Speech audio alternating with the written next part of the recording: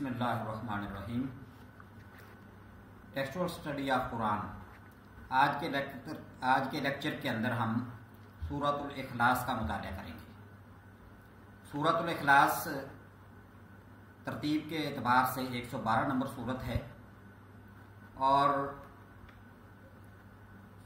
اخلاص اس سورت کا نام بھی ہے اور اس کے جو اندر مضامین بیان کیے گئے ہیں ان کا عنوان بھی ہے۔ یہ مکی صورت ہے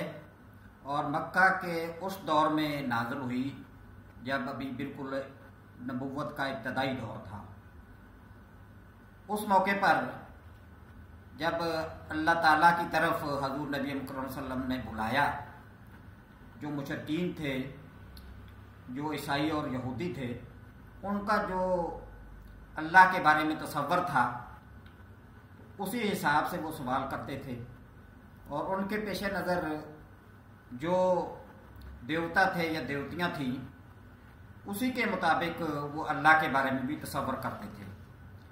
ان کے نزدیک کوئی دیوی شوہر کے بغیر نہ تھی اور کوئی دیوتا زوجہ کے بغیر نہ تھا۔ مشرکین کے اس طرح کے عقائد تھے اور اسی طریقے سے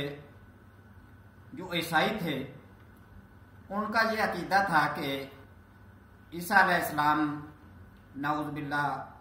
اللہ تعالیٰ کے بیٹے ہیں، اور یہودی جو ہے وہ بھی اسی طرح کا عقیدہ رکھتے تھے، وہ حضرت عزیر کو اللہ تعالیٰ کا بیٹا سمجھتے تھے۔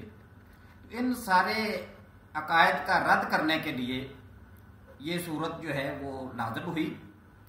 اور ان کے سارے سوالوں کا جواب بھی اس کے اندر آ گیا، اور بڑے ہی مختصر جملوں کے اندر 4 جملوں کے اندر اللہ تعالیٰ کا ایک ایسا تعارف پیش کیا گیا کہ جو اپنی جگہ ایک بڑا بے مثال تعارف ہے۔ پھر اس کے اندر یہ بھی ہمیں پتہ چلتا ہے کہ جب حضرت بلال نے اسلام قبول کیا تو حضرت بلال رضی اللہ تعالی عنہ، وہ ان کا جو آقا تھا امیہ بن خلف، وہ حضرت بلال رضی اللہ تعالی عنہ پر بڑے مظالم ڈھاتا تھا۔ تپتی دھوپ میں گرم ریت کے اوپر انہیں لٹا کر ان کی چھاتی کے اوپر بھاری پتھر رکھ دیتا تھا۔ اس موقع پر بلال جو اپنی زبان سے الفاظ نکالتے تھے، آہد آہد پکارتے تھے، تو یہ آہد کا جو لفظ ہے وہ بھی اسی صورت کے اندر موجود ہے۔ تو اس صورت کے اندر بڑے ہی جامعیت کے ساتھ اور بڑے ہی اچھے انداز میں اللہ تعالیٰ کا تعارف بیان کیا گیا ہے اور حضور صلی اللہ علیہ وسلم سے فرمایا گیا ہے کہ آپ لوگوں کے سامنے یہ فرما دیں، لوگوں کے سامنے یہ بیان فرما دیں۔ تو یہ مکہ معظمہ کے اس ابتدائی دور کے اندر نازل ہونے والی صورت ہے، اور اس صورت کا متن جو ہے بڑی معروف صورت اور بڑی مشہور صورت اس اعتبار سے بھی ہے کہ جو ہمارے معاشرے کے اندر وہ لوگ کہ جنہوں نے قرآن پاک زیادہ یاد نہیں کیا ہوا، چند صورتیں یاد کی ہوئی ہیں، تو وہ اس صورت کو اپنی نماز کے اندر ضرور پڑھتے ہیں۔ ہمارے معاشرے کے جو ان پڑھ لوگ ہیں جن کو قرآن پاک اور نماز سکھائی جاتی ہے، قاری حضرات نماز ان کو سکھاتے ہیں، تو اس میں جو چند صورتیں ان کو یاد کرواتے ہیں تو ان میں یہ صورت بڑی اہم ہے، اور اس کا جو پڑھنا ہے یہ اس کا اجر جو ہے وہ بھی بہت زیادہ ہے اس اعتبار سے کہ اس صورت کو قرآن پاک کا ایک تہائی حصہ قرار دیا گیا، یعنی گویا 3 مرتبہ اس صورت کو پڑھنے سے گویا پورے قرآن پاک پڑھنے کے برابر اجر ملتا ہے۔ حضور نبی مکرم صلی اللہ علیہ وسلم نے ایک صاحب کو بھیجا کسی علاقے کے اندر، تو وہ وہاں پر نماز پڑھایا کرتے تھے اور اپنی قرات کا اہتمام وہ سورۃ الاخلاص پہ ختم کرتے تھے۔ تو لوگوں نے اس کے بارے میں شکایت کی، حضور صلی اللہ علیہ وسلم نے اسے پوچھا، اس نے کہا کہ مجھے اس صورت سے بہت محبت ہے۔ حضور صلی اللہ علیہ وسلم نے فرمایا کہ اللہ تعالیٰ تجھ سے محبت رکھتا ہے۔ تو یہ صورت جو ہے